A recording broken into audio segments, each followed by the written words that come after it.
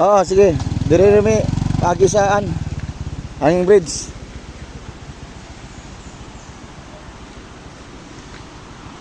Ayong hapon mga kamisyon. Naatay mission karon diri sa Tagbalugo. Na daw paampuan kay medyo naglubog na.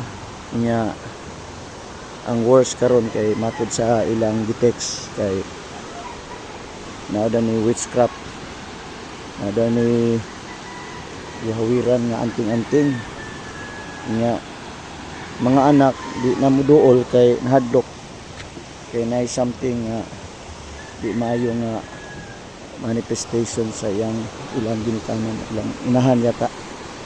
So bisitahan nato karon uban nini ato ning Idelias Ginoo tuot nga naigahom ang mga pagampo ug ang Dios muhatag og kagawasan.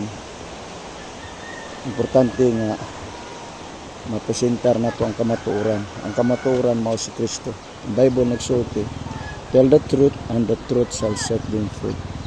So way lang muhatag kagawasan ang kamatuoran nga mao si Kristo. So the Lord tuon na to sa ilang balay ay dinog asa dapita ang among guide kauna kaning naitindahan ang mga anak na diha sige